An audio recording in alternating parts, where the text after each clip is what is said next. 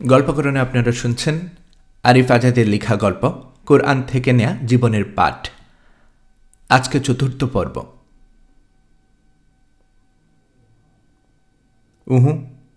একজন কথা রাখেন।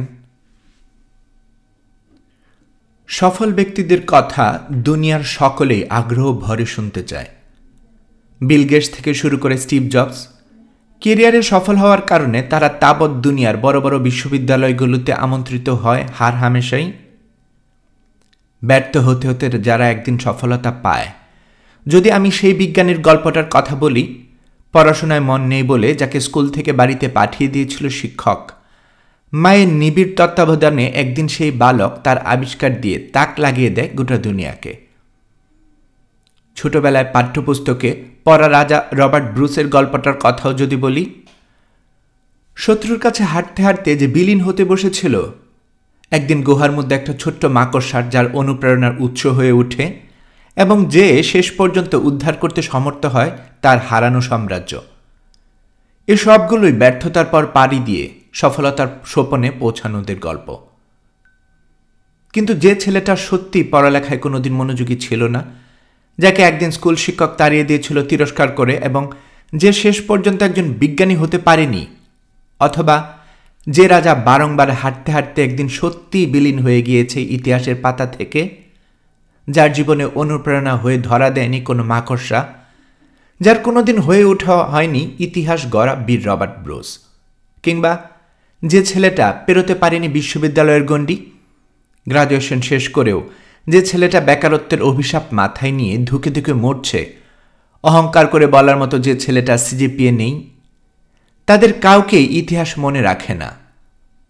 বড় বড় বিশ্ববিদ্যালয়গুলোতে কোনোদিন তাদের ডাকা হবে না। এলিটদের সভা, সেমিনারে, গুরুত্বপূর্ণ আর বর্ণাঢ্য আয়োজনে তারা হবে না কোনোদিন আমন্ত্রিত। অনুজদের অনুপ্রেরণা দিতে এসে এদের ব্যর্থতার গল্পগুলো কোনোদিন ঠাঁই পাবে না পাঠ্যপুস্তকের পাতায়, কারণ ইতিহাস শেষ পর্যন্ত বিজয়ীরই লেখা, আর সকলে কেবল বিজয়ীদের কথাই শুনতে পছন্দ করে।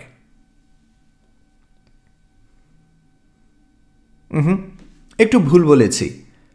দুনিয়ার সকলেই কেবল বিজয়ীদের গল্প শুনতে চাইলেও আসমানে একজন আছেন যিনি সর্বদা অপেক্ষা করে থাকেন তার অসফল, হাঁটতে হাঁটতে মিলিয়ে যাওয়া, একেবারে দ্বার প্রান্তে এসে যাওয়া বান্দারা, যে বান্দাটার ঝুলিতে দুনিয়ার কোনো অর্জন নেই, নেই তাক লাগানোর মতো সিজিপিএ কিংবা কেরিয়ার, নেই মোটা অঙ্কের স্যালারি কিংবা স্ট্যাটাস।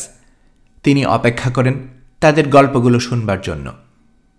গোনা করতে করতে ক্ষয়ে যাচ্ছে যাদের হৃদয়, পাপের ভারে নুয়ে পড়ছে যাদের অন্তর, প্রবৃত্তির তাড়নায় পথভ্রষ্ট হয়ে যারা তলিয়ে যাচ্ছে জাহিলিয়াতের অতল তলে, তাদের গল্পগুলো তাদের মুখ থেকে শোনার জন্য, সেই অন্ধকার থেকে তাদেরকে টেনে তুলতে, ধুয়ে মুছে সাফ করে দিতে তাদের কুশলিত অন্তর কত অধীর অপেক্ষাই না করেন তিনি। সূরা আজ-জুমারে তিনি বলেছেন, বলুন আমার বান্দারা যারা নিজেদের উপর জুলুম করেছ পাপের দ্বারা, আল্লাহর রহমত থেকে তোমরা নিরাশ হয়ে যেও না। আল্লাহ সমস্ত গুনাহ ক্ষমা করে দেবেন, তিনি অতি ক্ষমাশীল, পরম দয়ালু। সূরা জুমার আয়াত 53। আল্লাহর ডাকটা খেয়াল করেছেন একবার? তিনি কিন্তু বলেনি আমার মুমিন বান্দারা অথবা আমার মুত্তাকি বান্দারা, বরং তিনি বলেছেন আমার বান্দারা। এই আমার বান্দা ডাকটার মাঝে দুনিয়ার সমস্ত আস্তিক, নাস্তিক, কাফির, মুশরিক, পাপি, তাপি, ইমানদার, মুত্তাকি, আমরা সকলেই অন্তর্ভুক্ত। শিরক করে ফেলেছেন? নিরাশ হবেন না, আল্লাহর দিকে ফিরে আসুন, তিনি ক্ষমা করে দেবেন। এমন কোনো গোনা করে ফেলেছেন যা ভাবছেন ক্ষমার অযোগ্য? একবার আল্লাহর কাছে দিল খুলে তওবা করুন, নিজের ভুলটাকে স্বীকার করে তার দরবারে কেবল 2 ফোঁটা অশ্রু ফেলুন। তিনি আপনার সমস্ত অপরাধ, যদি তা আসমানও ছয়, ক্ষমা করে দেবেন। বান্দার ক্ষমা প্রার্থনার আহ্বান শোনার জন্য তিনি অপেক্ষা করেন। শেষ রাত্রিতে দুনিয়ার নিকটতম আসমানে এসে তিনি ডাকতে থাকেন, কেউ কে আছো যে আমার কাছে ক্ষমা প্রার্থনা করবে? আমি তাকে ক্ষমা করে দেব। তিনি গাফুরুর রাহিম, অতিশয় দয়ালু। তার দয়া বিজয়ী হয় তার ক্রোধের উপরে। নিজের দয়া আর ভালোবাসাকে তিনি ৭০ ভাগে ভাগ করেছেন। ১ ভাগ বিলিয়ে দিয়েছেন সমস্ত সৃষ্টির মাঝে, বাকি ৬৯ ভাগ তিনি রেখে দিয়েছেন নিজের কাছে, নিজের গুনাহগার বান্দাদের জন্য।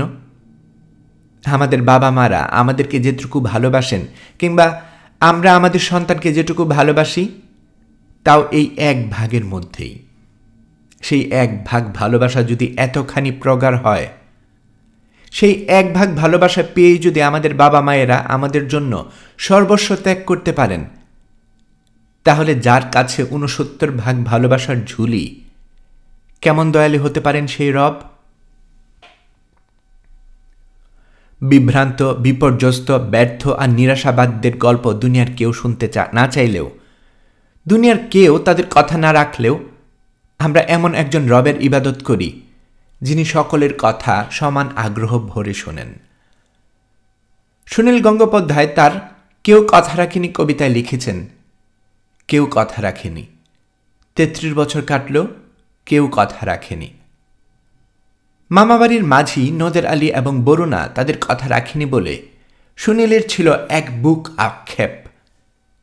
কিন্তু আমরা জানি, দুনিয়ার কেউ তাদের কথা রাখুক কিংবা না রাখুক, আমাদের একজন রব আছেন যিনি অবশ্যই তার কথা রাখেন, এক বিন্দু হেরফের করেন না তার ওয়াদার। নিশ্চয় আল্লাহ তার ওয়াদার ব্যত্যয় করেন না। সূরা রাদ আয়াত ৩১। এমন দয়াময় যে রব, তাকে ভালো না বেশে পারা যায় বলুন তো?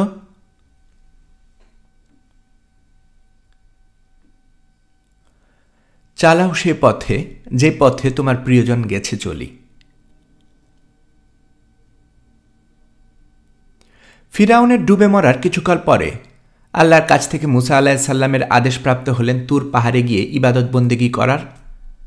প্রথমে ৩০ দিনের জন্য বের হলেও সে মেয়াদকাল বাড়িয়ে পরে ৪০ দিন করা হয়।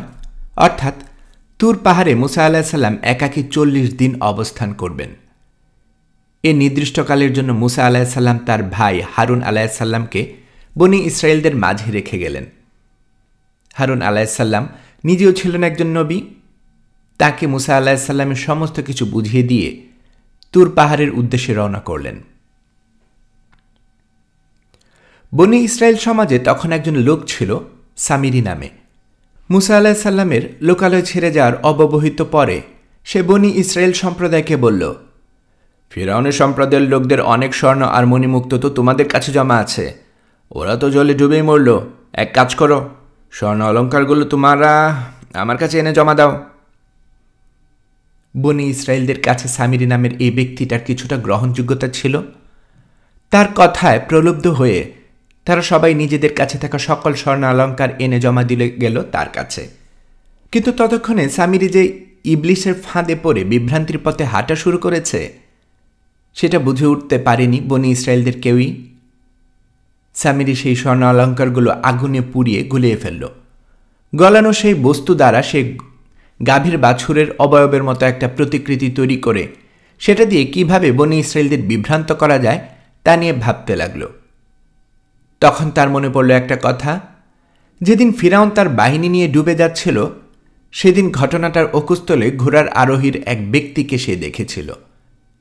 কেউ একজন তাকে বলেছিল, ওই ব্যক্তির ঘোড়ার খুরের তলায় মাটির সংগ্রহে রাখে, এই মাটি যেখানে ছিটাবে সেখানে প্রাণের স্পন্দন দেখতে পারবে।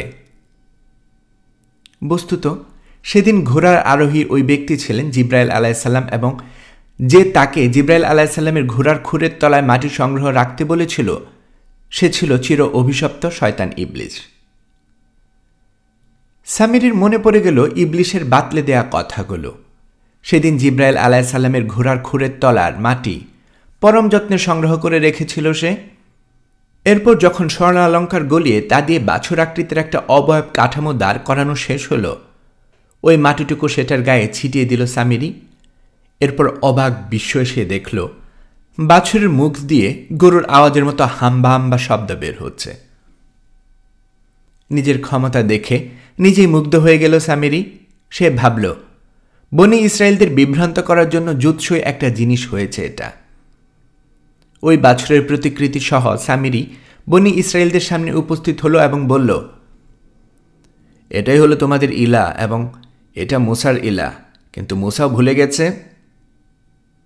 সূরা তাহা আয়াত 88। অর্থাৎ সামিরি ওই বাছুরকে দেখিয়ে বনি ইসরায়েলদের বলল, আমার নিয়ে আসা বাছুরটাই তোমাদের প্রকৃত ইলা। মুসা তো এই ইলাহারি কথা তোমাদেরকে বলে থাকে। মুসা ভুলে এটাকে খুঁজতে তুর পাহাড়ে চলে গেছে। সামিরির এই কথায় সকল বনি ইসরায়েল বিশ্বাস করে ফেলল। এরূপ অবিশ্বাস্য কোনো কিছু ইতিপূর্বে যেহেতু তারা দেখেনি, ফলে সামিরির কথাকে অবিশ্বাস করাও দুঃসাধ্য তাদের জন্য। তারা ধরে নিল মুসা আলাহিসাল্লাম যে ইলাহের কথা তাদের বলেন, এই বাছুরে সেই ইলাহ। তারা সদল বলে সামিরির দলে যোগ দিল এবং সেই বাছুরকে নিজেদের উপাস্য ভেবে উপাসনা করতে আরম্ভ করল। মুসা আলাহিসাল্লামের ভাই হারুন আলাহিসাল্লাম ছিলেন অতিশয় নরম প্রকৃতির মানুষ। মুসা আলাহিসাল্লাম তার অবর্তমানে ভাই হারুনকে বনি ইসরায়েলদের দায়িত্বে দিয়ে গিয়েছিল। তারা যখন সম্মিলিতভাবে সামিরির কথায় বিভ্রান্ত হয়ে বাছুর পূজা লিপ্ত হয়ে গেল, তখন হারুন আলাহিসাল্লাম তাদেরকে সাবধান করে বলেন, হে আমার সম্প্রদায়, এর দ্বারা তো তোমাদের পরীক্ষায় ফেলা হয়েছে, আর তোমাদের রব তো অতিশয় দয়াময়। কাজেই তোমরা আমার অনুসরণ করো এবং আমার আদেশ মেনে চলো। সূরা তাহা আয়াত 90। কিন্তু প্রবৃত্তির মোহে অন্ধ বনি ইসরায়েলরা হারুন আলাইহিসসালামের কথায় কর্ণপাত করলই না, বরং তাকে হত্যাচেষ্টার দুঃসাহস দেখিয়েছে। বিভ্রান্ত এবং বিকারগ্রস্ত বনি ইসরায়েল কওম এক ইলাহার উপাসনা বাদ দিয়ে লেগে গেল বাছুরের উপাসনায়। 40 দিন তুর পাহাড়ে অবস্থান করে আল্লাহর কাছ থেকে ওহী তথা তাওরাত প্রাপ্ত হয়ে মুসা আলাইহিসসালাম ফিরে এলেন জনপদে। তাওরাতের আয়াতগুলো লেখা ছিল কতিপয় ফলকের মাঝে। জনপদে এসে দেখলেন তার কওম ইতিমধ্যে আল্লাহকে বাদ দিয়ে একটা কৃত্রিম বাছুরের উপাসনা শুরু করেছে। এত অল্প সময়ের ব্যবধানে বনি ইসরায়েলদের এমন মাত্রার পদস্থলন মুসা আলাইহিসসালামকে ভীষণভাবে আহত করল। অসম্ভব রেগে গেলেন তিনি। সেই অবস্থার একটা বর্ণনা কোরআনে এসেছে। তারপর মুসা যখন ক্ষোভ আর ক্রোধ নিয়ে তার লোকজনের কাছে ফিরে এলো, তখন বলল, আমার অনুপস্থিতিতে কতটা নিকৃষ্টভাবেই না তোমরা আমার প্রতিনিধির দায়িত্ব পালন করেছ। তোমাদের প্রতিপালকের নির্দেশ লাভের পূর্বেই তোমরা তাড়াহুড়ো করে বসলে। অতঃপর সে ফলকগুলো ছুঁড়ে দিল এবং শ্রীয় ভাই হারুনের মাথার চুল ধরে টেনে নিজের কাছে নিয়ে এলো। হারুন বলল, আমার মায়ের পেটের ভাই, এ যাতে আমাকে দুর্বল মনে করেছে এবং আমাকে হত্যা করতে উদ্যত হয়েছে। কাজেই তুমি আমার সাথে এমন কিছু করো না যা শত্রুদের আনন্দিত হওয়ার খোরাক দেয়, আর আমাকে জালিম সম্প্রদায়ের অন্তর্ভুক্ত করে দিও না। সূরা আরাফ আয়াত 150। আমি ভাবতাম, আচ্ছা, সূরা ফাতিহা প্রতি ওয়াক্তে প্রতি রাকাতে তেলাওয়াত বাধ্যতামূলক করা হয়েছে কেন প্রতি ওয়াক্তে আমাদের বলতে হয়, হে আল্লাহ, আমাদেরকে সরল সঠিক পথে আপনি পরিচালিত করুন? এর একটা সম্ভাব্য উত্তর আমি পেয়েছিলাম নবীজি সাল্লাল্লাহু আলাইহি সাল্লামের হাদিসে। তিনি বলেছিলেন, কিয়ামতের প্রাক্কালে এমন হবে যে মানুষ সকালবেলা মুমিন থাকলেও সন্ধ্যাবেলা ফকির হয়ে যাবে, সন্ধ্যাবেলা কাফির থাকলেও সকাল হতে হতে মুমিন হয়ে যাবে। অর্থাৎ সময়টা এতটাই অস্থির আর সংকটাপন্ন থাকবে যে কার ঈমান কখন আসছে আর কখন যাচ্ছে তা বুঝে ওঠাই মুশকিল হয়ে যাবে। এজন্য প্রতি সালাতে, প্রতি ওয়াক্তে এবং প্রতি রাকাতে আমাদেরকে ঈমানের পথে অটল অবিচল থাকার প্রার্থনা করতে হয়। আসরের সালাত পরে বাসায় এসে মাগরিবের আগে যে ঈমান হারা হয়ে যাবে না তার কোনো নিশ্চয়তা নেই। তাই আসরের সালাতে ইহদিনাস সিরাতাল মুস্তাকিম তথা আমাদেরকে সরল পথে পরিচালিত করুন, এই আয়াত তিলাওয়াত করে আসার পর মাগরিবের সালাতে গিয়েও একই আয়াত আবার বারবার আমাদের পড়তে হয়। আসর থেকে মাগরিব এই অল্প সময়ের মাঝেও যে আমরা সংশয়ে পড়ে যাব না, আমাদের ঈমান হুমকির মুখে পড়ে যাবে না, তার নিশ্চয়তা আমরা কেউ দিতে পারি না। তাই আসরের সালাতে আল্লাহর কাছে হিদায়াত চেয়ে এসে মাগরিবের সালাতে গিয়ে আবার হিদায়াত চাইতে হয়। মাগরিবের সালাতে হিদায়াত চেয়ে এসে ঈশাতে আবার হিদায়াত চাওয়া লাগে। এই হিদায়াত চাওয়াটাই আল্লাহ সুবহানাহু ওয়া তাআলা আমাদের জন্য দৈনিক রুটিন বানিয়ে দিয়েছেন।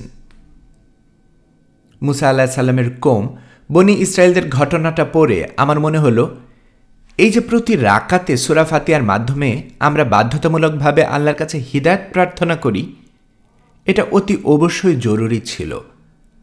ফিরআউনের অত্যাচারে কোরআন থেকে আমরা যথেষ্ট পাই। বনি ইসরায়েলদের জীবনকে ছারখার করে দিচ্ছিল অত্যাচারী জালিম ফিরআউন। হেন কোনো অত্যাচার নির্যাতন আর নিষ্পেহ নেই যা ভোগ করতে হচ্ছিল না বনি ইসরায়েল সম্প্রদায়কে। আল্লাহ সুবহানাহু ওয়া তাআলা নবী মুসা আলাইহিস সালামের মাধ্যমে এই জালিম শাসকের হাত থেকে বনি ইসরায়েলদের মুক্তি দিলেন।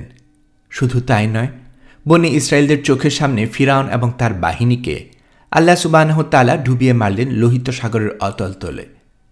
বনি ইসরায়েলদের প্রতি এই অপার দয়া আর অনুগ্রহ এবং মহাপরাক্রমশালী আল্লাহ সুবহানাহু ওয়া তাআলার এই শক্তির পরিচয় বনি ইসরায়েল সম্প্রদায়ের প্রত্যেকটা লোক খুব কাছ থেকে নিজের চোখে অবলোকন করেছে।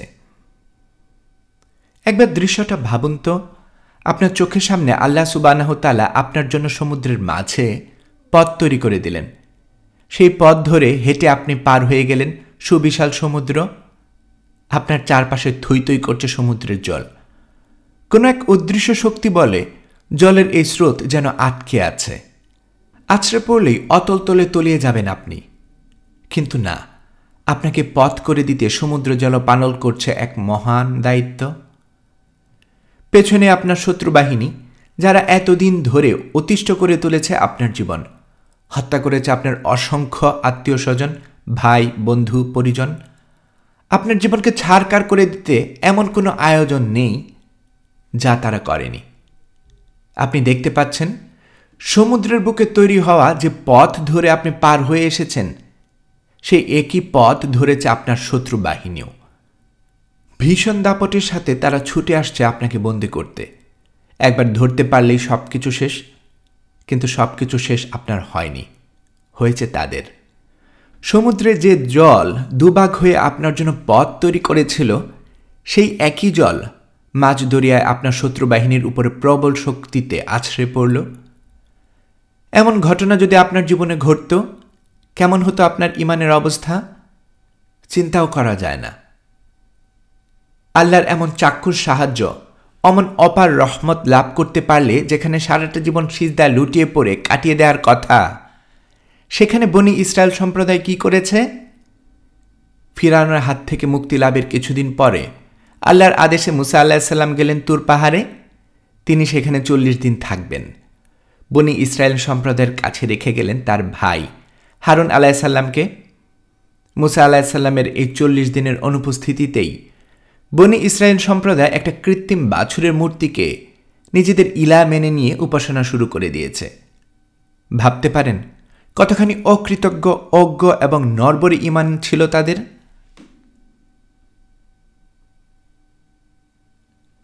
এরা স্বচক্ষে মুসা আলাইহিস সালামের মুজিজাগুলো দেখেছে আগে। মুসা আলাইহিস সালামের হাতে লাঠি ছেড়ে দিলে যেটা বিশালাকার সাপ হয়ে যেত, সেই ঘটনা এরা জানত। বাক্সতে ভরে কিভাবে মুসা আলাইহিস সালামকে দরিয়ায় ভাসিয়ে দেওয়া হয়েছিল, কিভাবে ফিরআউন পত্নীর মাধ্যমে মুসা আলাইহিস সালাম ফিরআউনের গৃহে আশ্রয় পান, কিভাবে শত্রুর ঘরে আল্লাহ সুবহানাহু ওয়া তাআলা মুসা আলাইহিস সালামকে বড় করে তুলেছেন, এর সবই তাদের জানা। তা তো বটেই, মুসা আলাইহিস সালাম তার লাঠি দিয়ে যখন সমুদ্রের পানিতে আঘাত করল, সাথে সাথে সমুদ্র ফুঁড়ে যে রাস্তা তৈরি করে দিয়েছেন, সেটা কি তারা দেখেনি? তারা কি দেখেনি ফিরআউন তার বাহিনী সমেত কিভাবে ডুবে মরেছে সমুদ্রের অথই জলে? সবকিছুই তারা দেখেছে। এসব কিছু দেখার পরেও কেবল অল্প কিছু সময়ের ব্যবধানে তারা মুসা আলাইহিস সালামের রবকে ত্যাগ করে পূজা শুরু করে দিল এমন এক কৃত্রিম বাছুরের প্রকৃতিকে। এই পদস্থলনকে আপনি কোন অভিধায় ভূষিত করবেন বলুন তো? এত আশ্চর্য আশ্চর্য ঘটনা নিজের চোখে দেখে, নিজের কানে শুনেও ঈমান হারা হতে তাদের সময় লেগেছে কয়েকটা দিন মাত্র। এত কিছু এত নিবিড়ভাবে দেখার পরেও বনি ইসরায়েল সম্প্রদায়ের যদি এই অবস্থা হয়, সেখানে আমাদের অবস্থা তো আরও করুণ হওয়ার কথা। তাই বনি ইসরায়েল সম্প্রদায়ের মতো ঈমান হারা হয়ে চরম দুর্ভোগ আর দুর্দশার যাতে আমাদের নিপতিত না হতে হয়, সেজন্যই প্রতি ওয়াক্ত সালাতে, প্রতি রাকাতে তিনি আমাদেরকে সিরাতুল মুস্তাকিম তথা ইমানের পথে তার রাস্তায় থাকার ফরিয়াদ করতে শিখিয়ে দিয়েছেন। আমরা সূরা ফাতিহার মাধ্যমে প্রতিবার বলি, আমাদেরকে দেখান সরল পথ। সূরা ফাতিহা আয়াত 6। এরপরের ঘটনা থেকে আরেকটা ব্যাপার ভীষণভাবে লক্ষণীয়। সূরা আল আরাফের এই আয়াতে হারুন আলাইহিস সালামের একটা কথা কি খেয়াল করেছেন? তুর পাহাড় থেকে 40 দিনের সফর শেষ করে যখন মুসা আলাইহিস সালাম ফিরে এলেন, বনি ইসরায়েল সম্প্রদায়ের এহেন নিকৃষ্টতম পদস্থলন দেখে রাগ আর ক্ষোভে ফেটে পড়েন তিনি। নিজের ক্রোধকে নিয়ন্ত্রণ করতে না পেরে এক পর্যায়ে তিনি হারুন আলাইহিস সালামের চুল ধরে তার দিকে টেনে নিয়ে আসেন। বনি ইসরায়েলদের পদস্থলনের কারণে ভাই হারুন আলাইহিস সালামের উপরে মুসা আলাইহিস সালামের খানিকটা ক্ষোভ জন্মে এই কারণে যে তিনি তো এই সম্প্রদায়কে একলা ছেড়ে যাননি, দায়িত্ব দিয়ে রেখে গিয়েছিলেন হারুন আলাইহিস সালামকে। হারুন আলাইহিস সালাম কেন পারলেন না তাদের এই অধপতন ঠেকাতে? হারুন আলাইহিস সালাম যে দায়িত্ব পালনে অবহেলা করেনি তা আমরা পূর্বেই জেনেছি, কিন্তু রাগের বশে মুসা আলাইহিস সালাম যখন হারুন আলাইহিস সালামের উপরে চড়াও হলেন, তখন হারুন আলাইহিস সালাম বললেন, তুমি আমার সাথে এমন কিছু করো না যা শত্রুদের আনন্দিত হওয়ার খোরাক দেয়। মুসা আলাইহিস সালাম হারুন আলাইহিস সালামের সাথে এই আচরণ করেছিলেন বনি ইসরায়েল সম্প্রদায়ের সামনে। সেজন্যই হারুন আলাইহিস সালাম বলেছিলেন তার সাথে এমন কিছু না করতে যা বনি ইসরায়েলদের আনন্দিত হওয়ার কিংবা মজা লাভের খোরাক দেয়। মুসা আলাইহিস সালাম যদি হারুন আলাইহিস সালামকে মারতে উদ্যত হন কিংবা কর্কশ ভাষায় তিরস্কার করেন অথবা গলা উঁচিয়ে তাকে চলে যেতে বলেন লোকালয় ছেড়ে, এ সবটাই বনি ইসরায়েলদের আনন্দের খোরাকই হবে। এই আনন্দের খোরাক পাওয়া বা হাসতে দেয়া বলতে যে আরবি শব্দ ব্যবহার করা হয়েছে তা এসেছে সামাতাই শব্দ থেকে, যার অর্থ কাউকে দুর্ভোগে পড়তে দেখলে আনন্দ পাওয়া। এই অভ্যাস অবশ্যই অন্তরের একটা ব্যাধি এবং এই আয়াতেই তা সে অর্থে ব্যবহার করা হয়েছে। কেউ দুর্ভোগে পড়েছে দেখে আনন্দ পাওয়া। আচ্ছা, আমরা নিজেরাও কি এই ব্যাধি থেকে মুক্ত? অন্যকে দুর্ভোগে পড়তে দেখলে মনে মনে কি আমরা আনন্দ পাই না? কারো চাকরি চলে গেলে শুনলে এমন ভান করি যেন আমরা দুঃখ পেয়েছি, কিন্তু মনে মনে আমাদের সে কি আনন্দ। কেউ পরীক্ষায় ফেল করেছে শুনলে ভালোই লাগে, কারো ব্যবসা ভালো যাচ্ছে না শুনতে পেলে আনন্দে নেচে উঠে মন, কারো সংসারে শান্তি নেই শুনলে তো দিব্যি শান্তি পাই। মোদ্দা কথা, কাউকে কোনো দুর্ভোগে পড়তে দেখতেই কেমন যেন মায়া লাগে আমাদের।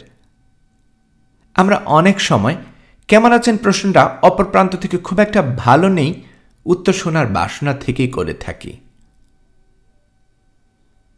আমি দাবি করছি না যে আমরা প্রত্যেকে এরকম, তবে আমাদের অধিকাংশের অন্তরে এই সামাতা তথা অন্যের দুর্ভোগ দেখে আনন্দ পাওয়া রোগ বিদ্যমান। এই রোগ বনি ইসরায়েলদের মাঝে ছিল। হারুন আলাইহিস সালামকে দুর্ভোগে পড়তে দেখলে তারা যে আনন্দ পাবে তা তিনি জানতেন। তাই মুসা আলাইহিস সালামকে তিনি এমন কিছু না করতে অনুরোধ করেছেন যা প্রতিপক্ষের জন্য আনন্দের খোরাকি হয়। অন্যের ভালো দেখে গা জ্বললে তাকে বলে হাসাদ, আর অন্যের দুর্ভোগ দেখে আনন্দ পেলে তাকে বলে সামাতা। দুটোই অন্তরের কঠিন ব্যাধি। এই ব্যাধিগুলো থেকে যদি আমরা আমাদের অন্তরকে মুক্ত করতে না পারি, যদি এসব জিইয়ে রেখে দেই হৃদয়ে আমাদের সত্যিকারের আত্মশুদ্ধি, তাহলে কোনো দিনই সম্ভব নয়। সত্যিকারের আত্মশুদ্ধির জন্য দরকার একটা কলবুন সালিম তথা পরিশুদ্ধ অন্তর। সেই অন্তরে কারো ব্যাপারে হাসাদ থাকবে না, থাকবে না কারোর জন্য সামাতা। আরেকটা ব্যাপার এখানে আমাদের শেখার আছে বই কি, বর্তমান অনলাইনের দুনিয়ায় পান থেকে চুন খুসলেই আমরা যখন তখন আমাদের দিনী ভাই বোন, আমাদের আলেম ওলামা, আমাদের দায়ী লেখক অ্যাক্টিভিস্ট, আমাদের মুরব্বীদের সমালোচনায় মুখর হয়ে ওঠে। কারো কোনো সামান্যতম ত্রুটি পেলেই আমরা যেন ক্ষুধার্ত নেকড়ের মতো সদল বলে তার উপর ঝাঁপিয়ে পড়ে তাকে ক্ষত বিক্ষত করে দিতে চাই। এতে আমাদের নফস তথা প্রবৃত্তি তৃপ্ত হয় যদিও, কিন্তু বৃহত্তর কোনো কল্যাণ আদৌ হয় কি? হারুন আলাইহিস সালামের কথাগুলো আরেকবার পড়ুন তো। তুমি আমার সামনে এমন কিছু করো না যা শত্রুদের আনন্দিত হওয়ার খোরাক দেয়।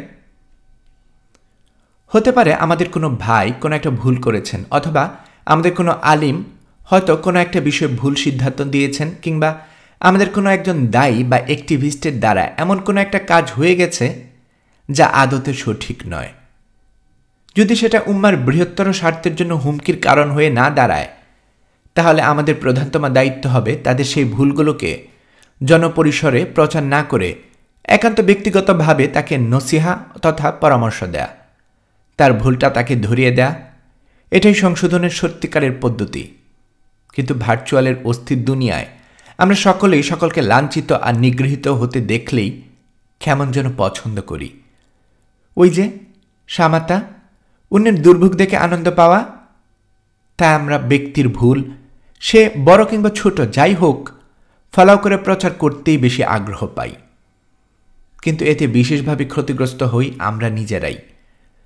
যখন আমরা ছোটখাটো বিষয়গুলো নিয়ে আত্মদ্বন্দ্ব আর কোন্দলে লিপ্ত হব, তখন আমাদের প্রতিপক্ষ শিবির অর্থাৎ ইসলাম বিদ্বেষীরা এর সুযোগ গ্রহণ করবে। তারা আমাদের উস্কে দিয়ে আমাদের মাঝে বিভেদকে আরও প্রকট করে তুলতে চাইবে, যাতে আমরা দুর্বল হয়ে পড়ি, যাতে আমাদের সঙ্গবদ্ধ শক্তি ধীরে ধীরে ক্ষয়ে যায়। হারুন আলাইসাল্লাম মুসা আলাইসাল্লামকে তার সাথে এমন কিছু করতে বারণ করেন যা শত্রুপক্ষের জন্য আনন্দের ব্যাপার হবে। এতে শত্রুপক্ষ একটা সুযোগ নিয়ে দুই ভাইয়ের মাঝে বিরোধ বাঁধিয়ে দেবে। শত্রুপক্ষ যদি তাতে সফল হয়ে যায়, তখন ক্ষতিগ্রস্ত হবে আল্লাহর দিন। আল্লাহ সুবহানাহু ওয়া তাআলা এই উম্মাকে সীসা ঢালা প্রাচীরের ন্যায় হতে বলেছেন। আমরা আমাদের ভেতরকার ভুল বোঝাবুঝি, দ্বন্দ্ব এবং ছোটখাটো বিচ্যুতিগুলোকে ব্যক্তিগত পর্যায়ে সমাধান করে ফেলব।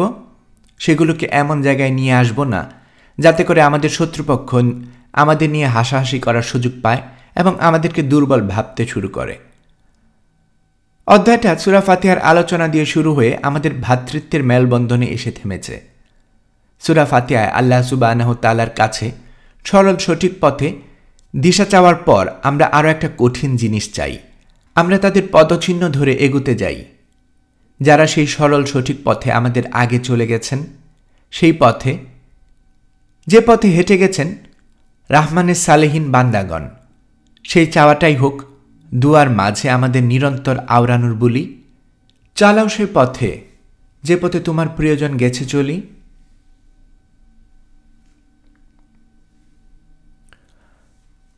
তোমার প্রতিবেশী করে নিও। কোরআনে বর্ণিত নারী চরিত্রগুলোর মধ্যে আসিয়া আলাইসাল্লামের নাম সর্বশেষ উল্লেখযোগ্য। অর্থাৎ দুনিয়ার সবচেয়ে নিকৃষ্ট জালিম ফিরাউনের স্ত্রী ছিলেন তিনি। মহামহিম এক আল্লাহর উপর ঈমান আনয়নের পর এমন কোনো অত্যাচার নির্যাতন নেই যা আসিয়া আলাইসাল্লাম ভোগ করতে হয়নি। কিন্তু তবুও ঈমানের পথ থেকে এক চুল পরিমাণ বিচ্যুত হননি এই মহিয়সী। এই রমণী সাহসিকা যুগ থেকে যুগান্তরে মুসলিম নারীদের মনন এবং মানুষে সাহস আর অনুপ্রেরণার বাতি ঘর হয়ে থাকবেন। আসিয়া আলাইসাল্লামকে খুব বিস্তৃতভাবে কোরআনে তুলে ধরেনি, তবে তার কাছে খুব সুন্দর একটা দোয়াকে আল্লাহ সুবহানাহু ওয়া তাআলা কোরআনে স্থান দিয়েছেন। দোয়াটাতে এত বেশি আবেগ আর ভালোবাসা মেশানো যে কোনো মুমিনের হৃদয় তাতে বিগলিত হতে বাধ্য। সূরা আত-তাহরিমে আমরা সেই দোয়াটা দেখতে পাই। নবীজি সাল্লাল্লাহু আলাইহি সাল্লামের দুই স্ত্রীর সামনে মুমিন ধৈর্যশীলা এবং সৎকর্মশীলা রমণীর উদাহরণ পেশ করতে গিয়ে আল্লাহ সুবহানাহু ওয়া তাআলা আসিয়া আলাইহিস সালামের দু একটা কথা তুলে ধরেন। জালিম ফিরাউনের হাতে যখন নির্মমভাবে নির্যাতিত হচ্ছিল, যখন এসে পৌঁছালেন ধৈর্যের একেবারে শেষ বিন্দুতে, তখন আল্লাহর কাছে করজোড়ে ফরিয়াদে বলেন, আমার রব, আপনার নিকটে জান্নাতে আমার জন্য একটা ঘর নির্মাণ করুন। সূরা তাহরিম আয়াত 11। খেয়াল করুন তো, এই দুনিয়ার মধ্যে মূলত কোন জিনিসটা আসিয়া আলাইহিস সালাম আল্লাহ তাআলার কাছে চাচ্ছেন? আমি জানি আমরা অনেকেই বলবো তিনি আল্লাহর কাছে জান্নাতে একটা ঘর চাচ্ছেন। তা যদিও ঠিক, তবে জান্নাতে ঘর চাওয়ার আগে এই দোয়ার মধ্যে তিনি কিন্তু আরও একটা জিনিস চেয়েছেন। এমনকি জান্নাতে ঘরের আবদার করার আগে এই আবদারের কথাই তিনি তুলে ধরেছেন সর্বাগ্রে। ভাবছেন কোন সে আবদার, তাই তো? আসিয়া আলাইসাল্লাম দুয়ার মাঝে এটা বলেননি যে আমার রব আমার জন্য জান্নাতে একটা ঘর নির্মাণ করুন, বরং তিনি বলেছেন আমার রব আপনার নিকটে জান্নাতে আমার জন্য একটা ঘর নির্মাণ করুন। দোয়াটার আরবি যদি আমরা খেয়াল করি তাহলে দেখব বাক্যটার গঠনে ইন দাকা শব্দটা বাইতান ফিল জান্নাহ শব্দদ্বয়ের আগে এসেছে। ইন দাকা মানে হলো আপনার নিকটে। জান্নাতে একটা ঘর তো আসিয়া আলাইসাল্লামের লাগবেই, কিন্তু সেই ঘর জান্নাতের যেখানে সেখানে হলে চলবে না, সেই ঘর হতে হবে আল্লাহ সুবহানাহু ওয়া তাআলার কাছাকাছি। এই দৃশ্যটা একবার কল্পনা করুন, আপনি আল্লাহর কাছে জান্নাতের কোনো কিছু আবদার করেছেন, সাথে আপনি এও বলে দিচ্ছেন সেটা যেন আল্লাহর কাছাকাছি থাকে। আসিয়া আলাইসাল্লাম জান্নাতে একটা ঘর চাওয়ার আগে সেই ঘর ঠিক কোথায় হতে হবে সেই সীমানা উল্লেখ করে দেয়া থেকে আমরা আল্লাহ সুবহানাহু ওয়া তাআলার প্রতি তার যে অসীম ভালোবাসা আর আবেগ, সেই আবেগের গভীরতা উপলব্ধি করতে পারি। বস্তুত জান্নাত লাভের পরও মুমিনদের অন্তর পূর্ণ পরিতৃপ্তি পাবে না। মুমিনের অন্তর ঠিক তখনই পরিপূর্ণভাবে তৃপ্ত হবে যখন সে স্বীয় চোখে আল্লাহ সুবহানাহু ওয়া তাআলাকে দেখতে পাবে। আল্লাহ সুবহানাহু ওয়া তাআলাকে নিজের চোখে দেখার পর জান্নাতের সমস্ত নিয়ামতের কথা সে ভুলে যাবে। তার দৃষ্টি যেন সেখানে নিবদ্ধ হয়ে যাবে অনন্ত সময়ের জন্য। সে তন্ময় হয়ে তাকিয়ে থাকবে তার রবের দিকে। চোখের পলক ফেলতে গিয়ে যে কাল ক্ষেপণটুকু হয় সেটুকুও সে করতে চাইবে না। সূরা ইউনুসে আল্লাহ সুবহানাহু ওয়া তাআলা বলেছেন, যারা ভালো কাজ করে তাদের জন্য রয়েছে সর্বোচ্চ পুরস্কার জান্নাত এবং তারও অধিক কিছু। সূরা ইউনুস আয়াত ২৬। সর্বোচ্চ পুরস্কার জান্নাত কিংবা তারও অধিক কিছু তাহলে কি? তাফসীরগুলোতে এসেছে এই আয়াতে মুমিন ব্যক্তির জন্য সর্বোচ্চ পুরস্কার হিসেবে জান্নাতের কথা উল্লেখ করার পরও তারও অধিক কিছু বলে যা আল্লাহ সুবহানাহু ওয়া তাআলা উল্লেখ করেছেন তা হল আল্লাহর দর্শন লাভ। স্বীয় চোখে আল্লাহ সুবহানাহু ওয়া তাআলাকে দেখতে পাওয়া, এই প্রাপ্তি জান্নাত লাভের চাইতেও অনেক অনেক বড়। সহিহ মুসলিম হাদিসে এসেছে নবীজি সাল্লাল্লাহু আলাইহি সাল্লাম বলেছেন, যখন জান্নাতের অধিবাসীরা তাতে প্রবেশ করবে আল্লাহ সুবহানাহু ওয়া তাআলা তখন বলবেন, তোমরা কি আমার কাছে এর চেয়ে বেশি কিছু চাও? মুমিন ব্যক্তিগণ তখন বলবে, আপনি কি আমাদের মুখমণ্ডল উজ্জ্বল করেননি, আমাদেরকে দান করেননি জান্নাত আর নিরাপদ করেননি জাহান্নাম হতে? অর্থাৎ এই যে এত এত নিয়ামত আপনি আমাদের দান করেছেন, এর চেয়ে বেশি কিছু আর কি হতে পারে? নবীজি সাল্লাল্লাহু আলাইহি সাল্লাম এই হাদিসে বলেছেন, মুমিন ব্যক্তিদের এই কথা শুনে আল্লাহ সুবহানাহু ওয়া তাআলা তার সামনে থাকা পর্দা সরিয়ে দেবেন। মানুষ তখন বিস্ময়ে হাক হয়ে যাবে। তাদের কাছে মনে হবে এ যাবৎকালে কত পুরস্কার তারা পেয়েছেন। জান্নাতের সুরম্য দালান কোঠা, কলকল ধ্বনির নহর, দিগন্ত বিস্তৃত সবুজাব মাঠ আর মনোরম সকল আয়োজন। মহামহিম রবের দর্শন লাভের কাছে এত সবকিছু অতিশয় তুচ্ছ। আল্লাহ সুবহানাহু ওয়া তাআলাকে দেখতে পাওয়ার মতো সেই আরাধ্য নিয়ামতকে দুনিয়াতে অনুভব করতে পেরেছিলেন আসিয়া আলাইহিস সালাম। তাই তিনি এমন এক জায়গায় আল্লাহর কাছে ঘর চেয়েছেন যেখান থেকে সর্বক্ষণ অনুভব করা যাবে তার উপস্থিতি, যেখানে সর্বক্ষণ থাকা যাবে প্রতিবেশী হিসেবে তার কাছাকাছি, পাশাপাশি। বিস্ময়কর এক ভালোবাসার মহান রবের জন্য জমা ছিল আসিয়া আলাইহিস সালামের অন্তরে। আমাদের অন্তরগুলোতেও আল্লাহ সুবহানাহু ওয়া তাআলার জন্য সেই ভালোবাসা মজুদ আছে কি? আমরা কি কখনো চেয়েছি তার প্রতিবেশী হতে, ঠিক আসিয়া আলাইহিস সালামের মতো?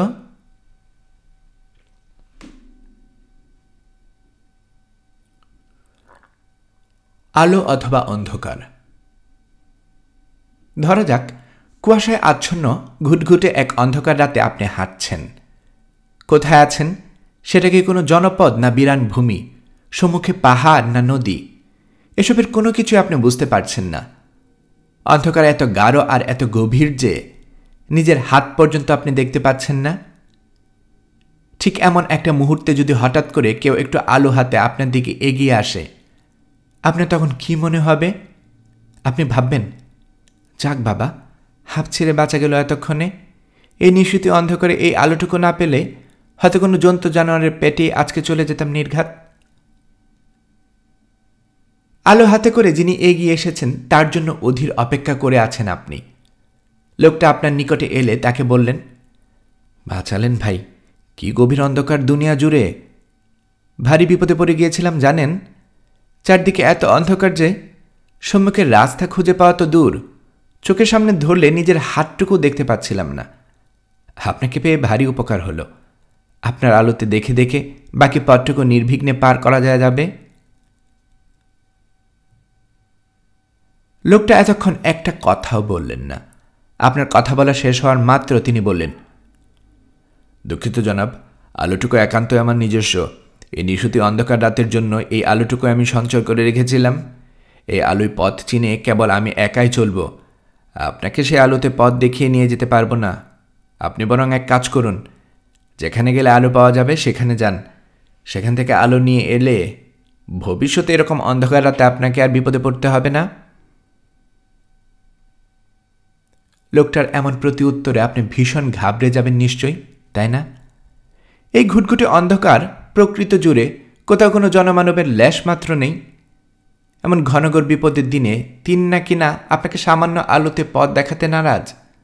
আরও বলছেন কিনা, যেখানে গেলে আলো পাওয়া যায় সেখানে যেতে। কি নির্মম রসিকতা! দৃশ্যটা খানিকটা অদ্ভুত এবং খানিকটা গা ছমছমে, তাই না? সূরা আল হাদিদে আল্লাহ সুবহানাহু ওয়া তাআলা মুনাফিক এবং ঈমানদারদের পরকালীন ঠিক একই অবস্থার বর্ণনা দিয়েছেন এভাবে, সেদিন আপনি মুমিন পুরুষ এবং মুমিন নারীদের দেখবেন। তাদের সামনে ও তাদের ডানে ছুটতে থাকবে আলোর ফোয়ারা। তাদেরকে বলা হবে, আজ তোমরা সুসংবাদ দেয়া হচ্ছে জান্নাতের, যার তলদেশ দিয়ে প্রবাহিত আছে ঝর্ণার ধারা, এবং এতে তোমরা চিরকাল অবস্থান করবে। এটাই মহা সাফল্য। সেদিন মুনাফিক পুরুষ এবং মুনাফিক নারীরা মুনাফিকদের বলবে, তোমরা আমাদের জন্য এই একটুকু অপেক্ষা করো, যাতে আমরা তোমাদের প্রাপ্ত আলো থেকে খানিকটা ধার নিতে পারি। তাদেরকে বলা হবে, তোমরা বরং পেছনে ফিরে যাও এবং আলো সন্ধান করো। অতঃপর উভয়ের মাঝে স্থাপিত হবে একটা প্রাচীর, যাতে থাকবে একটা দরজা। সেই প্রাচীরের ভেতরে থাকবে করুণা এবং বাইরে থাকবে শাস্তি। সূরা হাদিদ আয়াত 12-13। কিয়ামতের মাঠে প্রত্যেকের অবস্থা যখন সুস্পষ্ট হয়ে যাবে, যখন নির্ধারিত হয়ে যাবে জান্নাত আর জাহান্নামের অধিবাসীদের ব্যাপার, তখন মুমিন নারী এবং পুরুষদের আল্লাহ সুবহানাহু ওয়া তাআলা নূর তথা আলো দান করবেন। তাফসিরে এসেছে, ওই সময় অন্ধকারাচ্ছন্ন করে দেয়া হবে সব কিছু। সে অন্ধকার এত নিকষ, এত ঘন আর গাঢ় যে তার সাথে তুলনা চলে না কিছুর। এমন ঘনঘোর অন্ধকারের দিনে আল্লাহ সুবহানাহু ওয়া তাআলার প্রিয় বান্দাদের তিনি দান করবেন এমন এক আলো, যা দিয়ে তারা পথ চিনে চলতে পারবে। সে আলো প্রকাশ পাবে তাদের সামনে থেকে এবং তাদের ডান পাশ থেকে। সেই আলোয় পথ চিনে তারা পৌঁছে যাবে তাদের জন্য নির্ধারিত গন্তব্যে। কিন্তু দুনিয়ার মুনাফিকেরা, যারা দুনিয়ার মুসলমান সেজেছিল কিন্তু মন প্রাণ থেকে আল্লাহকে কখনোই ভালোবাসেনি, যারা মুমিনদের সাথে বসবাস করেছে, সালাত পড়েছে, কোরআন পড়েছে, জিহাদ করেছে, কিন্তু এসবের কোনোটাই তারা অন্তর থেকে অংশগ্রহণ করেনি। মুসলমানদের উপর যখন দুঃখ আর দুর্দশা আপতিত হয়েছে, তখন তারা মনে মনে খুশি হয়েছিল। তারা ভান করেছিল মুসলমান হওয়ার, কিন্তু সর্বদা কামনা করত ইসলামের পরাজয়। এই সমস্ত মানুষগুলোর জন্য সেদিন কোনো আলো বরাদ্দ থাকবে না। আল্লাহর কাছ থেকে প্রাপ্ত আলোয় মুমিনরা যখন পথ চলা শুরু করবে, তখন মুনাফিকেরা তাদের বলবে, একটু দাঁড়াও আমাদের জন্য, তোমাদের আলো থেকে যাতে আমরা একটু ধার নিতে পারি। তাদের এই আবদারের জবাবে মুমিনেরা তাদের সেদিন কি উত্তর দেবে দেখুন, তোমরা বরং পেছনে ফিরে যাও এবং আলো সন্ধান করো। তাফসিরে এসেছে, পেছনে ফিরে যাও এবং আলো সন্ধান করো বলে এখানে মূলত মুনাফিকদের উপহাস করে হবে সেদিন। অর্থাৎ মুমিন বান্দারা সেদিন মুনাফিকদের বলবে, তোমরা বরং দুনিয়ায় ফেরত যাও, সেখানে গিয়ে আমাদের মতো আমল করো, ভালো কাজ করো, আল্লাহর নির্দেশ মোতাবেক জীবন পরিচালনা করো, তাহলেই তোমরা আলো পাবে। এটা যে অসম্ভব কাজ তা আল্লাহ মুমিন বান্দারা খুব ভালো করেই জানেন। কিন্তু মুনাফিকদের সেদিন এত দুর্গতি আর দুর্দশা হবে যে তারা সেদিন হয়ে উঠবে উপহাসের পাত্র। তাদের দ্বারা যে আর দুনিয়ার জীবনে ফেরা সম্ভব নয়, দ্বিতীয় কোনো জীবনের অবকাশ যে তাদের জন্য বরাদ্দ নেই, এই কথা সকলে খুব ভালো মতন জানেন। কিন্তু এই উপহাস তাদের প্রতি ফেরত দিয়ে মুমিন বান্দারা তাদের বোঝাবে যে আজকের এই আলোটুকুর জন্য যখন দুনিয়ায় আমরা সংগ্রাম করেছিলাম, যখন আমরা দুনিয়ার উপরে প্রাধান্য দিয়েছিলাম আল্লাহ সুবহানাহু ওয়া তাআলা এবং তার রাসূলের দিনকে, যখন কোরআন আর সুন্নাহর রঙে আমরা রাঙিয়ে নিয়েছিলাম আমাদের জীবন, তখন তোমরা আমাদের দেখে হাসতে, আমাদেরকে নিয়ে উপহাস করতে, আমাদের দুঃখ আর দুর্দশা দেখে তোমরা আনন্দ পেতে। আজকের এই যে আলো, এই আলো দুনিয়ায় আমাদের সেই ত্যাগ, সেই সংগ্রাম আর সেই ধৈর্যের ফল। এটা একেবারে আমাদের নিজস্ব। কেন আজ তা থেকে তোমাদের ভাগ দেব? কোরআনের পরবর্তী ভাষ্যমতে তারপর মুনাফিক এবং মুমিনদের মাঝে একটা প্রাচীর তৈরি হয়ে যাবে এবং সেই প্রাচীরে থাকবে একটা দরজাও। সেই প্রাচীরের যে পাশে আল্লাহ মুমিন বান্দারা অবস্থান করবে তাতে থাকবে করুণার ফুলধারা জান্নাত। অন্য যে পাশে মুনাফিকরা অবস্থান করবে সে পাশে থাকবে ভয়াবহ শাস্তির ব্যবস্থা, জাহান্নাম। একটা প্রাচীর তাদের মধ্যে গড়ে দেবে যাবতীয় পার্থক্য। এই আয়াতটা একদিকে যেমন আশা জাগা নিয়া, অন্যদিকে ততটাই ভয়ঙ্কর। আল্লাহর রাস্তায় যারা নিজের জীবন কাটায়, যারা দুনিয়াতে আল্লাহর জন্য বাঁচে এবং আল্লাহর রঙে রাঙিয়ে নেয় নিজেদের জীবন, তাদের জন্য মহা সুসংবাদ আছে এখানে। অন্যদিকে যারা দুনিয়ার জীবনকে খেলা তামাশায় অপচয় করে, যারা আল্লাহর দিনকে ধারণ করতে পারে না নিজেদের হৃদয়ে, কি এক মহা দুঃসংবাদ তাদের জন্য। মুনাফিকদের প্রতি, অর্থাৎ যারা সেদিন আল্লাহর দেয়া আলো থেকে বঞ্চিত হবে, মুমিন বান্দাদের প্রতি উত্তরটা খেয়াল করুন। পেছনে ফিরে যাও এবং আলো নিয়ে আসো। মৃত্যু আমাদের জীবনের চরমতর সত্য। আমরা জানি এবং বিশ্বাস করি আখিরাতের পাথেয় গোছানোর জন্য আমাদের সামনে এই একটাই সুযোগ। এটাই প্রথম এবং সর্বশেষ। পুনর্জন্ম বা পরজন্ম জাতীয় ধারণা ইসলামের নেই। পরকালে সেই ঘনঘোর অন্ধকারের দিনে যদি আমরা আলো পেতে চাই, আমাদেরকে তার সংস্থান এই দুনিয়ার জীবন থেকেই করে যেতে হবে। যদি আমরা তা করতে ব্যর্থ হই, সেদিন কি সেই উপহাসের বাণীটুকু আমাদেরও শুনতে হবে না? যাও, দুনিয়ায় ফিরে যাও, সেখান থেকে আলো জোগাড় করে নিয়ে আসো। এই যে আমাদের যাবতীয় অবহেলা, যাবতীয় উদাসীনতা, জীবন আর মৃত্যুকে ঘিরে, এর চরম মূল্য কি সেদিন দিতে হবে না? কত দিব্যি কেটে যাচ্ছে আমাদের দিন আর রাত্রি, কত অনায়াসে ফুরিয়ে যাচ্ছে হায়াতের দিনগুলো। কিন্তু কোথাও কি আমাদের কোনো ভাবাবেগ আছে? একান্ত নিরালায় বসে নিজেদের আখিরাতের জীবন নিয়ে ভাবনার খানিকটা ফুসরত আমরা পাই? কখনো আনমনে হলেও নিজেকে কি প্রশ্ন করি, যেভাবে কেটে যাচ্ছে একটা জীবন, আদৌ কি সেভাবে কাটার কথা? সেদিন একদল লোক, যারা আমাদেরই প্রতিবেশী, যাদের আমরা চিনতাম, যারা হয়তো আমাদের চোখেই ছিল নিতান্ত ধার্মিক, আলো হাতে করে অভ্যর্থনা পেতে পেতে এগিয়ে চলবে। আমাদের অনেকে হয়তো সেদিন চেয়ে চেয়ে দেখব আর বলবো, দাঁড়াও, একটু আলো ধার দিয়ে যাও। কিন্তু সেদিন তো কাউকে কোনো কিছু ধার দেওয়ার দিন নয়। সেদিন শুধু উদযাপন আর পরিতাপের দিন। হয় বাঁচো, নায় মরো। একদল আলো পেয়ে উদযাপন করবে, অন্য দল আলো না পেয়ে অন্ধকারের তলে মিলিয়ে পরিতাপ করবে। চলুন বসে ভাবি, কোন পথে চলেছে আমাদের জীবন, আলো না অন্ধকারে?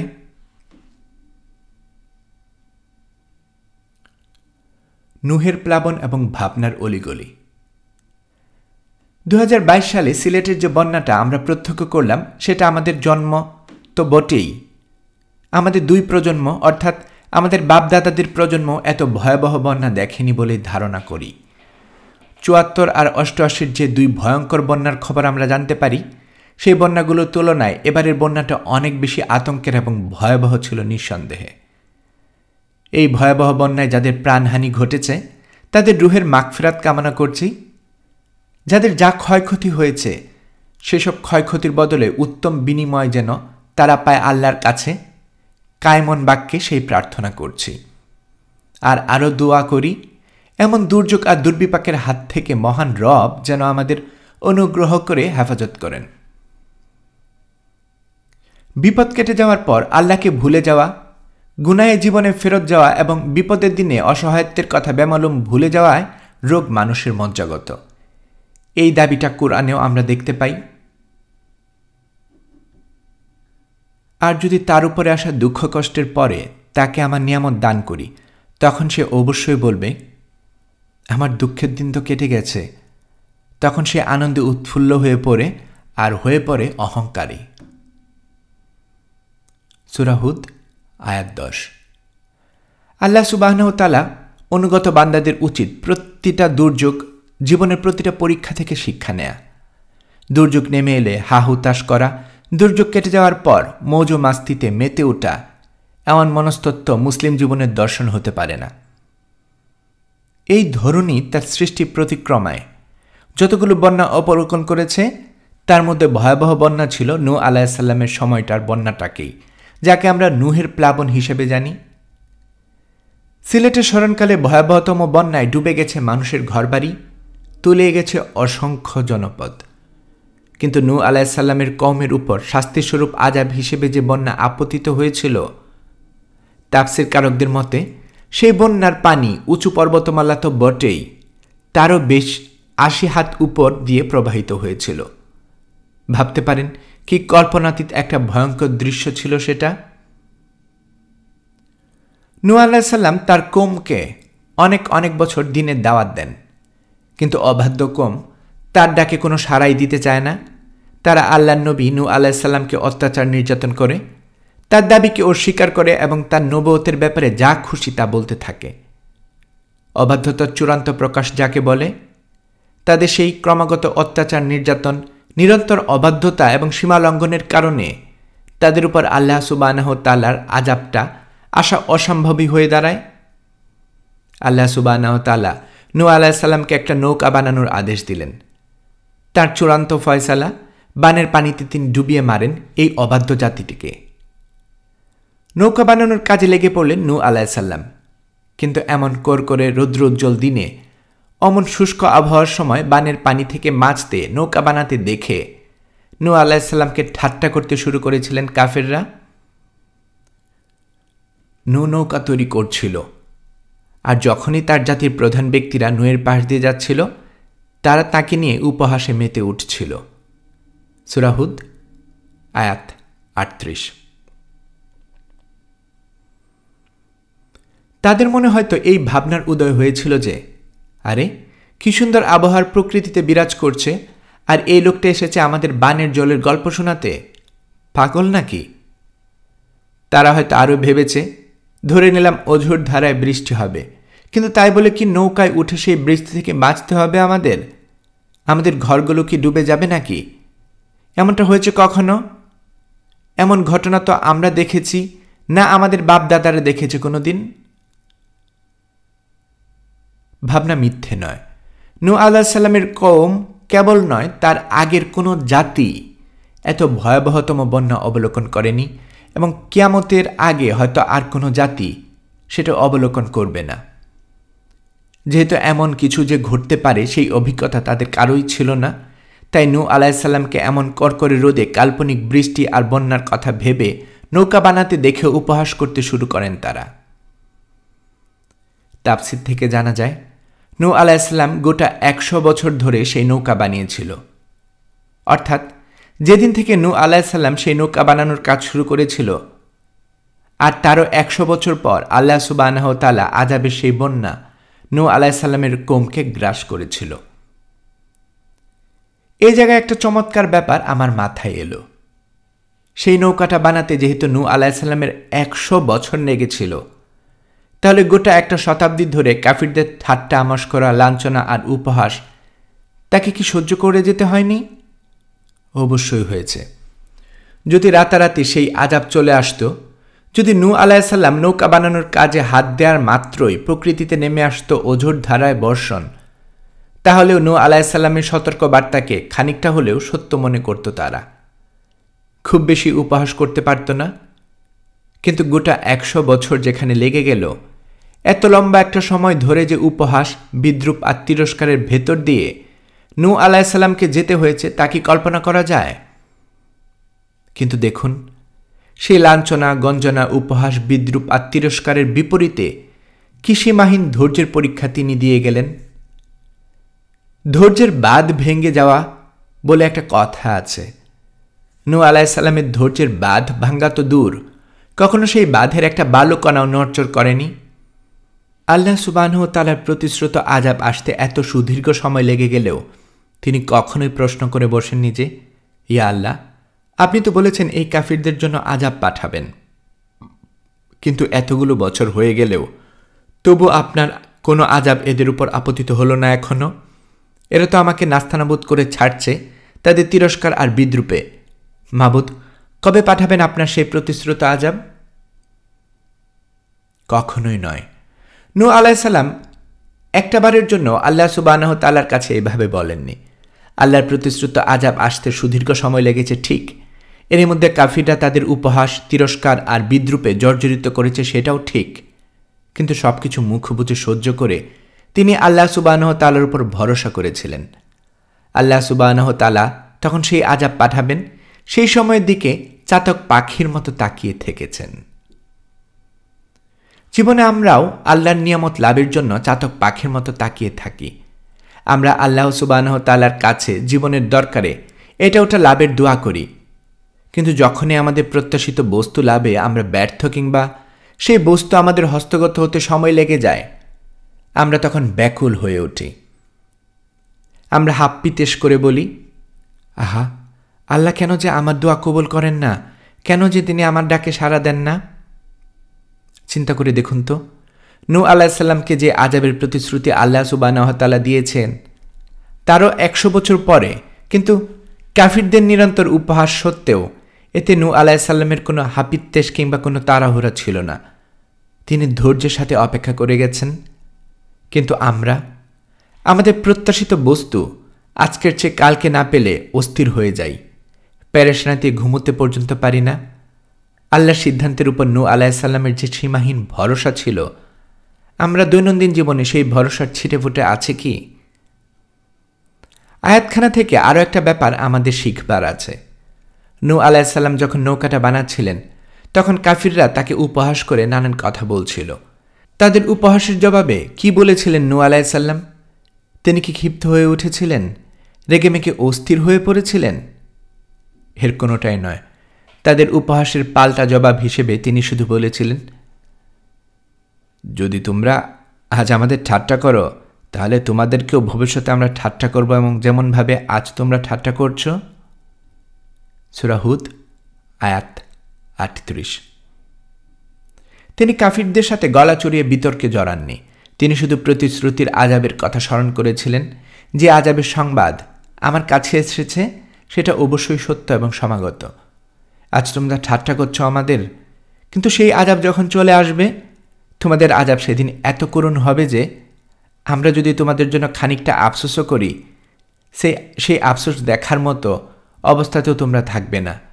কত নিদারুণ সেই অবস্থা! বাস্তবিক অর্থে এর চেয়ে করুণ উপহাস আর কি হতে পারে? জীবনের চলতি পথে যারা আমাদের সাথে অন্যায় আর অবিচার করে, তাদের সাথে তর্ক বিতর্কে জড়ানো কোনোভাবেই উচিত নয়। সমীচীন নয় তাদের সাথে ঝগড়া বিবাদে জড়ানো, কাদা ছোড়াছুরি করা। আল্লাহ সুবহানাহু ওয়া তাআলা একটার নাম হলো আল আদল তথা ন্যায় বিচারক। নূহ আলাইহিসসালামের সাথে তার কওম যে অন্যায় করেছিল তা আল্লাহর অগোচরে থাকেনি। তিনি নূহ আলাইহিসসালামের জন্য ন্যায় বিচারের ব্যবস্থা করেছিলেন। আমাদের সাথে যারা অন্যায় করে, যারা আমাদের সরলতা আর বিশ্বস্ততার সুযোগ গ্রহণ করে আমাদেরকে ফাঁদে আটকাতে চায়, তাদের প্রতি আমাদের জবাব হবে একটাই, তোমার ফয়সালা আল্লাহর উপর ন্যস্ত করে দিলাম, নিশ্চয় তিনি উত্তম কর্মবিধায়ক। আজ যারা আপনাকে নিয়ে উপহাসে মত্ত হচ্ছে, আজ যাদের কাছে আপনি বিদ্রূপ আর তিরস্কারের বস্তু, এসব কিছুর ফয়সালা আল্লাহর উপরে ন্যস্ত করে দিন। আল্লাহর উপরে যদি ভরসা করতে পারেন, বিশ্বাস করুন তার ফয়সালায় তিনি আপনার জন্য উত্তম কিছু রেখেছেন। সে মহান পরাজয়। মুসা আলাহিসাল্লামের জীবনাচরণ থেকে আমরা অনেকগুলো চরিত্রের সন্ধান পাই। আসিয়া আলাহিসাল্লাম, হারুন আলাহিসাল্লাম, খিজির আলাহিসাল্লাম, জুলকারনাইন আলাহিসাল্লাম, মাদইয়ান সাক্ষাৎ হওয়ার সেই 2 নারী এবং তাদের বয়োবৃদ্ধ পিতাসহ আরও অনেকে। তাদের সকলের জীবন এবং কর্ম আমাদের উদ্দীপ্ত করে। একটা আলোময় জীবন গড়ার অনেক রসদ আমরা খুঁজে পাই তাদের জীবনাচরণে। কিন্তু নবী মুসা আলাহিসাল্লামের জীবনে আসা একটা চরিত্র একেবারে পাদপ্রদীপের আলোর বাইরে থেকে যায়। আপনি কি জানেন কোন সেই চরিত্র যার দিকে আমরা খুব বেশি নজর দিই না? হ্যাঁ, সেটা হলো ফিরাউনের সেই জাদুকর। নবী মুসা আলাহিসাল্লাম আল্লাহ সুবহানাহু ওয়া তাআলার 2টি মুজিজা দিয়ে ফিরাউনের কাছে পাঠালেন। মুজিজা 2টি হলো একটা লাঠি যা হাত থেকে রাখলেই বিশালাকার একটা সাপে পরিণত হয়, এবং তিনি যখন এক হাতে গলা বন্ধের ভেতরে ঢুকিয়ে পুনরায় বের করেন তখন তার হাত থেকে উজ্জ্বল আলোক রশ্মি বের হতে থাকে। এ ধরনের 2টি মুজিজা দান করার কারণ হল ওই সময় মিশরে জাদুবিদ্যার প্রভাব খুব তুঙ্গে। চারদিকে জাদুকরদের জয় জয়কার, ছোট থেকে বড় সকলে জাদুর মোহে আচ্ছন্ন। তাই নবী মুসা আলাহিসাল্লামকে আল্লাহ সুবহানাহু ওয়া তাআলা এমন কিছু দিলেন যার আদতে জাদু নয়, কিন্তু দেখতে মনে হবে এক বিস্ময়কর জাদুর খেল, যা দুনিয়াতে ইতিপূর্বে কেউ দেখেনি। আল্লাহ সুবহানাহু ওয়া তাআলা যখন নবী রাসূলদের মুজিজা দান করেন তখন তার সময়ে প্রেক্ষাপট বিবেচনা করে দেন। মুসা আলাহিসাল্লামের হাত আলোকময় করে করা আর লাঠির থেকে সাপ পরিণত করার শক্তি দান করলেন, কারণ ওই সময়ে জাদুবিদ্যাই ছিল সবচেয়ে চর্চিত এবং আগ্রহের কেন্দ্রবিন্দুতে থাকা একটা বিষয়। ঈসা আলাহিসাল্লামের সময় ছিল চিকিৎসাবিদ্যার জয় জয়কার। তাই ঈসা আলাহিসাল্লামকে আল্লাহ সুবহানাহু ওয়া তাআলা দিয়েছিলেন কুষ্ঠরোগীকে সুস্থ করা আর অন্ধকে দৃষ্টিশক্তি ফিরিয়ে দেওয়ার ক্ষমতা। নবীজি সাল্লাল্লাহু আলাইহি সাল্লামের সময়ে যেহেতু ভাষাতত্ত্বের ব্যাপক বিকাশ ঘটেছিল, তাই কোরআন নাজিলের মাধ্যমে আল্লাহ সুবহানাহু ওয়া তাআলা তাকে এমন একটা মুজিজা দান করলেন যা সমতুল্য ভাষার অলঙ্কার তৎকালীন সময় তো বটেই, আজ পর্যন্ত কোথাও কেউ দেখাতে পারেনি। লাঠি এবং হাতকে সমুজ্জ্বল করতে পারার মতো 2টি মুজিজা নিয়ে মুসা আলাহিসাল্লাম এবং তার ভাই হারুন আলাহিসাল্লাম ফিরাউনের কাছে আসলেন। ফিরাউনের কাছে এসে তিনি বললেন, হে ফিরাউন, আমি বিশ্বজাহানের প্রতিপালকের প্রেরিত রাসূল। আমার জন্য অবশ্যই করণীয় এই যে আল্লাহর সম্বন্ধে সত্য ব্যতীত আর কিছু আমি বলি না। তোমাদের রবের কাছ থেকে স্পষ্ট প্রমাণসহ আমি তোমাদের কাছে আগমন করেছি। কাজেই বনি ইসরায়েল সম্প্রদায়কে তুমি আমার সাথে যেতে দাও। সূরা আরাফ আয়াত 104 থেকে 105। মুসা আলাহিসাল্লাম নিজেকে আল্লাহর প্রেরিত রাসূল দাবি করেছেন এবং এও বলেছেন যে তিনি স্পষ্ট প্রমাণসহ আগমন করেছেন। কিন্তু হতচ্ছাড়া ফিরাউন এমন কথায় ভুলবেন কেন? সে বলল, বাস্তবিক তুমি যদি স্পষ্ট দলিল এবং কোনো নিদর্শন এনে থাকো তাহলে সেগুলো পেশ করো, যদি তুমি সত্যবাদী হও। সূরা আরাফ 106। এরপর মুসা আলাহিসাল্লাম তার হাতে থাকা লাঠিটা মাটিতে নিক্ষেপ করলেন এবং সাথে সাথে তা এক বিশালাকার অজগর সাপে পরিণত হল। আর তার হাতে গলা বন্ধের মধ্যে ঢুকিয়ে পুনরায় বের করলেন, তা থেকে ঠিকরে বের হল সুবুজ্জ্বল আলো। সাধারণত জাদুকরেরা এই মোহমায়া সৃষ্টি করে দর্শকদের চোখে ধুলো দেয়। তারা এমন এক মায়াজাল তৈরি করে যাতে বিভ্রান্ত হয় দর্শক। কিন্তু মুসা আলাহিসাল্লাম যা দেখালেন তা তো কোনো জাদু নয়, আর তা না কোনো মায়াজাল। এটা যে জাদুমন্ত্রের কাজ নয় সেটা সাধারণ জনগণও বুঝতে ব্যাক পাওয়ার কথা নয়, যেহেতু তারা সকলে জাদুর মায়াজালের প্রভাব সম্পর্কে ওয়াকিবহাল। উপস্থিত জনতা যাতে মুসা আলাহিসাল্লামের দলে ভিড়ে যেতে না পারে সেহেতু ফিরাউন সভাসদদের প্রধানদের উল্টো চাল চেলে দিল। তারা ব্যাপারটাকে ঘুরিয়ে দিল রাজনৈতিক মোড়ে। তারা বলল, এ তো এক সুদক্ষ জাদুকর। আয়াত সূরা আরাফ আয়াত 109। খেয়াল করে দেখুন, ফিরাউনের সভাসদ প্রধানেরা মুসা আলাহিসাল্লামের মুজিজা দেখে তাকে শুধু জাদুকর বলেনি, বরং তারা নবী মুসাকে সুদক্ষ জাদুকর বলে অভিহিত করেছেন। তার মানে মুসা আলাহিসাল্লামের দেখানো মুজিজা অবশ্যই আলাদা এবং স্বতন্ত্র। এমন স্বতন্ত্রতা ওরা কখনোই দেখেনি, এবং এমন দক্ষতাও যে কারো থাকতে পারে তাই তাদের কাছে বিস্ময়ের ব্যাপার।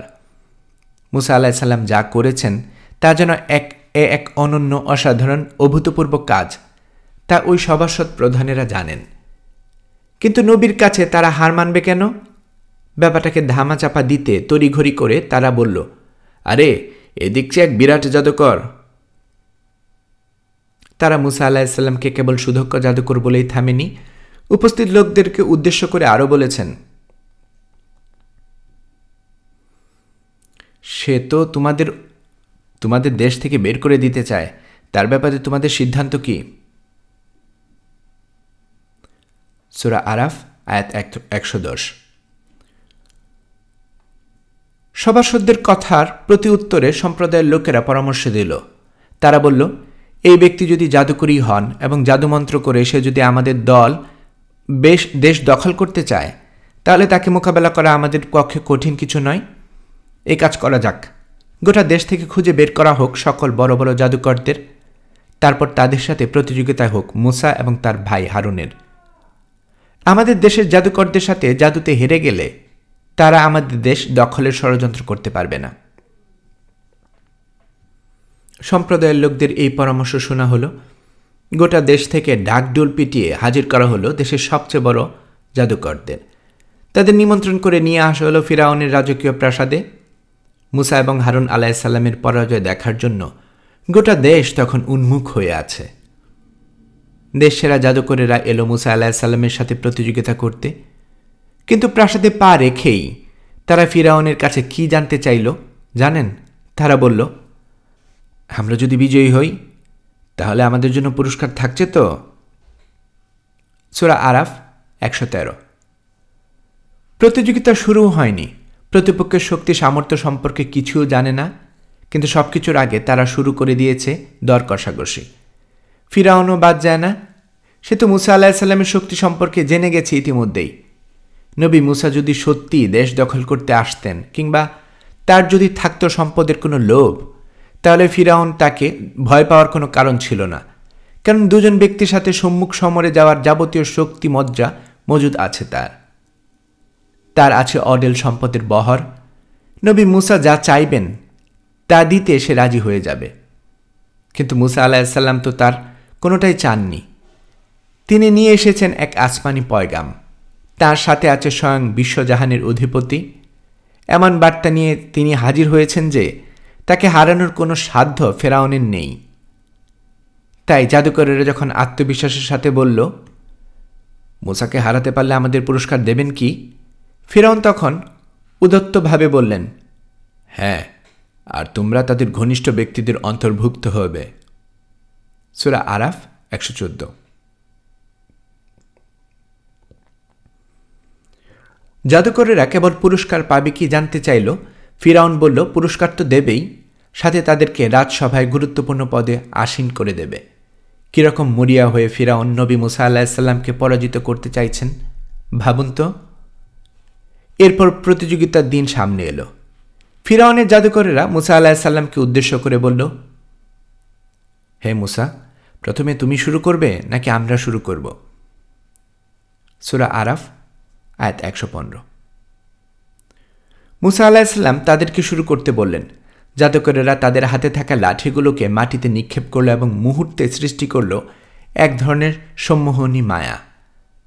তারা জাদু করল উপস্থিত সকলের চোখে, যাতে সকলে তাদের তন্ত্রমন্ত্রে বিভ্রান্ত হয়।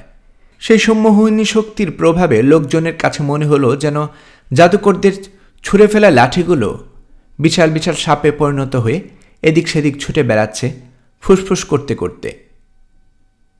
এতে লোকজন ভীষণ ভয় পেয়ে যায়। এটা সুস্পষ্ট উল্লেখ কুরআনে আছে। যখন তারা নিক্ষেপ করল তখন সাথে সাথে লোকজনের চোখ জাদুগ্রস্ত হয়ে গেল। এতে লোকজন ভীত সন্ত্রস্ত হয়ে পড়ল। তারা দেখালো এক সাংঘাতিক জাদু। সূরা আরাফ আয়াত 116। জাদুকরদের জাদু প্রদর্শন পর্ব শেষ হলে মুসা আলাহিসাল্লামের পালা এলো। আল্লাহ সুবহানাহু তাআলা তাকে বললেন হাতে থাকা লাঠিটা মাটিতে ছুঁড়ে ফেলতে। আল্লাহর নির্দেশ মোতাবেক তিনি তাই করলেন। সাথে সাথে সেটা আগের ন্যায় এক বিশালাকার অজগর সাপে পরিণত হলো এবং সেটা গিলে খেতে লাগলো জাদুকরদের ছুঁড়ে ফেলা লাঠিগুলো। মুসা আলাহিসাল্লাম সেই মুজিজা ফিরাউন এবং তার সভাসদদের জাদু বলে উড়িয়ে দিলেও যারা সত্যিকারের জাদুকর তারা বুঝেছে যে এটা আদতে কোনো জাদু নয়, এটা এক মহাশক্তির প্রকাশ। এই শক্তির উৎসস্থল এমন এক সত্তা যার শক্তির উপর আর কোনো শক্তি নেই। এটুকু বুঝতে জাদুকরদের একটুও বেগ পেতে হয়নি। তারপর কি হলো জানেন? খানিক আগেও যে জাদুকরেরা ফিরাউনের প্রাসাদে ঢুকে নবী মুসা আলাহিসাল্লামকে পরাজিত করতে পারলে কি পুরস্কার পাবে তা নিয়ে দর কষাকষি করছিল, তারা এখন সত্যের সামনে সর্বোত্তভাবে আত্মসমর্পণ করল। দীপ্ত কণ্ঠে তারা ঘোষণা করল একাত্মবাদের। শিরক আর কুফরের জীবন ছেড়ে তারা প্রবেশ করল তাওহীদের সুশীতল ছায়ায়।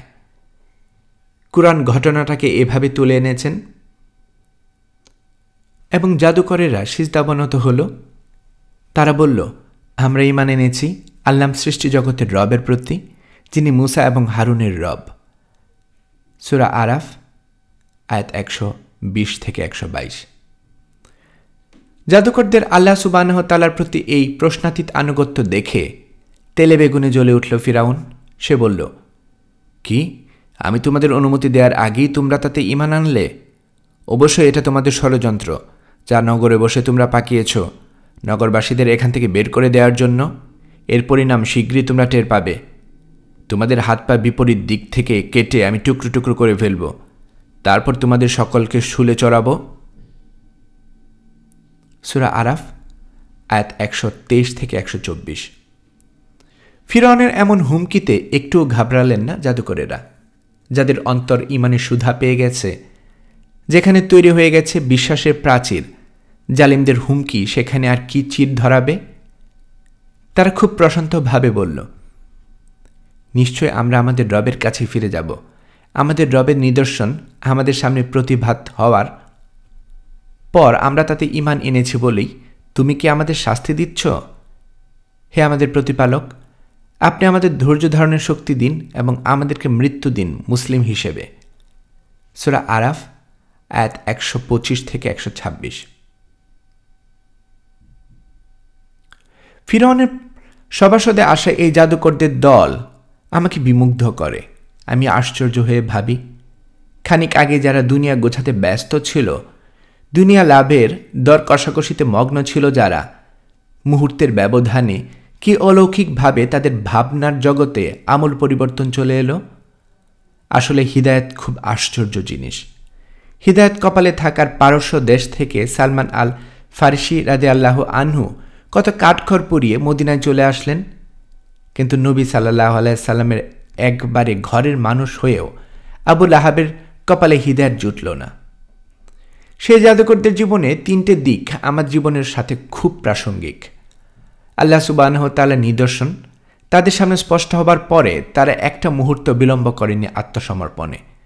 তারা চিন্তা করেনি মুসা আলাইহিস সালামের সঙ্গী হলে তাদের কপালে কি জুটবে, বরং নিশ্চিত মৃত্যু জেনেও তারা গ্রহণ করেছিল সত্যের অমোঘ বাণী।